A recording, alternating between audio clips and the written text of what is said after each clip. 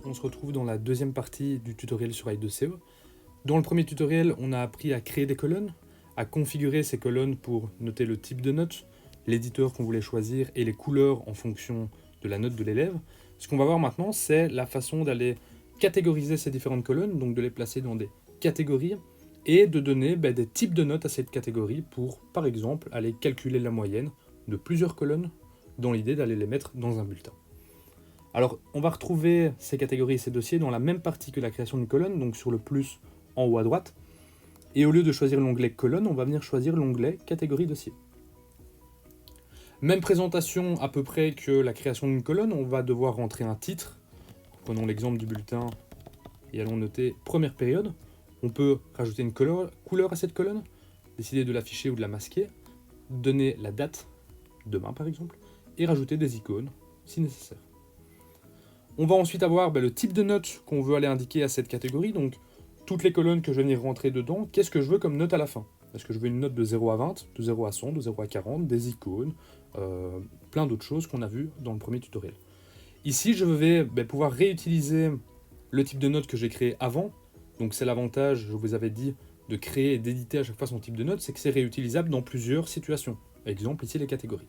Donc je reprends ma note de 0 à 20, et je vais maintenant devoir aller indiquer à i2CO quel est le calcul qu'il va devoir faire avec les différentes colonnes que je vais venir placer à l'intérieur de ce dossier.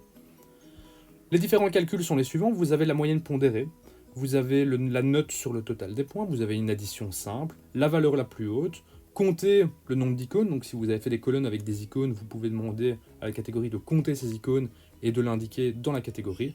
Une formule spécifique, des coefficients, plein de choses disponibles.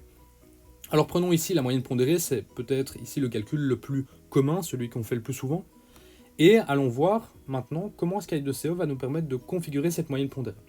Alors vous voyez qu'à côté de catégorie, vous avez maintenant l'onglet en fonction du calcul que vous avez choisi qui s'ouvre. Et à l'intérieur de cet onglet, on va pouvoir aller choisir la pondération de chaque colonne.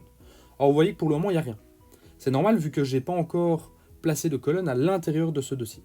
Donc je vais dans un premier temps fermer ici mon éditeur, donc avec la croix, et je vois que mon dossier a été créé avec le titre, la date, et j'ai un petit icône du dossier pour m'indiquer que ce n'est pas une colonne, mais un assemblage de plusieurs colonnes. Alors ensuite, pour aller placer les colonnes à l'intérieur de ce dossier, je vous avais expliqué durant le premier tutoriel qu'il y avait deux façons différentes de le faire. Soit je viens laisser mon doigt appuyé sur une des colonnes et je viens la déplacer à l'intérieur du dossier, soit je viens en haut à droite sur le marteau, je viens cliquer sur colonne et catégorie, et je peux venir prendre ma sommative 1 par exemple qui est ici, et venir la placer à l'intérieur de mon dossier. Le résultat est le même, que ce soit la façon 1 ou la façon 2, je me retrouve avec un dossier qui comprend plusieurs colonnes. Pour vérifier, pour être certain que les colonnes sont bien à l'intérieur de mon dossier, je peux cliquer sur le petit icône du dossier et je vois bien que seulement les colonnes qui sont à l'intérieur s'ouvrent. Alors, je vous avais dit, on a choisi ici un calcul de moyenne pondérée. On peut aller régler ce calcul, donc faire en sorte que une colonne compte par exemple pour 80% de la note et l'autre compte pour seulement 20%. Pour ça, toujours la même chose quand je veux venir modifier, que ce soit une colonne ou un dossier, je clique deux fois dessus et la page avec les différentes options s'ouvre devant moi. Je vais venir donc dans la catégorie moyenne pondérée. Donc, vous voyez, j'ai catégorie, puis j'ai l'onglet moyenne pondérée et je vois que j'ai mes deux colonnes qui sont apparentes avec un pourcentage. Dans l'exemple ici, ma sommative 1 compterait pour 20% et ma sommative 2 compterait pour 80% de la note. Alors ce qu'on va faire, c'est qu'on va dire à i2CO que chacune des deux colonnes correspond pour la même chose. Donc c'est en gros une moyenne classique. Donc on va dire que celle-ci vaut pour 50% et que celle-ci vaut pour 50%. Et j'ai du coup une note totale de 100%. Je peux venir aussi dire que celle-là vaut pour 100% et que celle-ci vaut pour 100%, ça fera exactement le même calcul. Vous voyez que maintenant que je suis venu placer aussi des colonnes à l'intérieur de ce dossier, j'ai deux onglets qui sont apparus.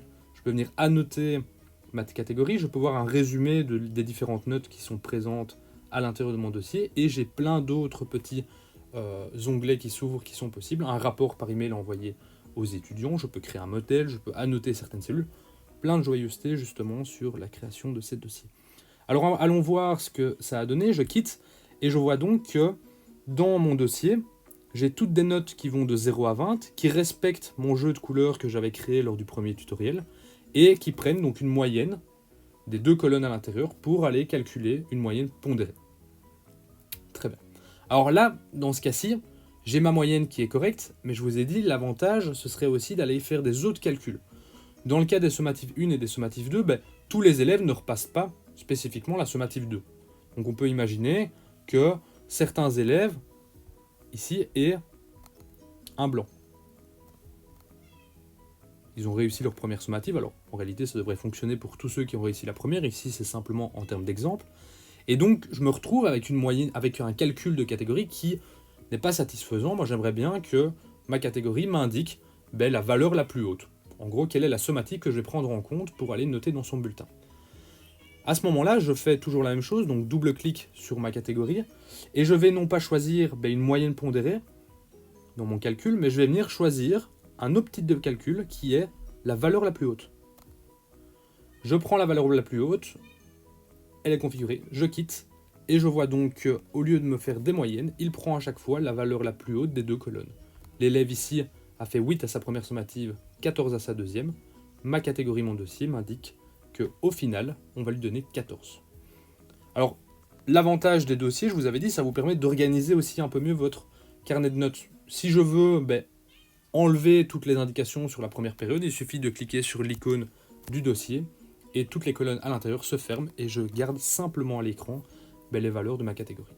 Toujours dans cette idée d'aller renforcer et d'aller améliorer justement la visualisation dans I2CO pour pouvoir créer des carnets de notes plus personnalisables, il existe aussi une deuxième possibilité autre que les dossiers pour s'organiser, ce sont les onglets. Alors si vous regardez au-dessus de mon carnet de notes, vous voyez que j'ai plusieurs onglets: apprentissage, présence, comportement, devoir, carnet, etc. etc. Alors ces différents onglets, si vous observez, à chaque fois que je change, j'obtiens une nouvelle feuille vierge ou complétée en fonction de ce que j'ai déjà mis sur I2CO. Alors pour créer ces nouveaux onglets, vous voyez tout à gauche d'apprentissage, un petit plus. Si je viens cliquer dessus, je peux venir créer un nouvel onglet qui va me permettre d'obtenir une nouvelle page vierge complètement sur I2CO.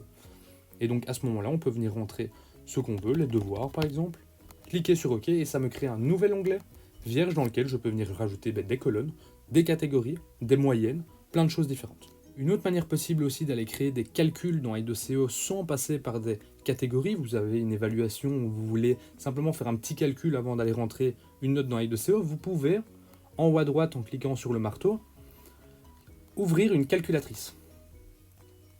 Alors cette calculatrice va vous permettre, si vous rentrez n'importe quel calcul, 14 plus 2, exemple, on me donne la valeur, d'aller prendre en mettant votre doigt ici et d'aller l'incorporer dans une des cellules.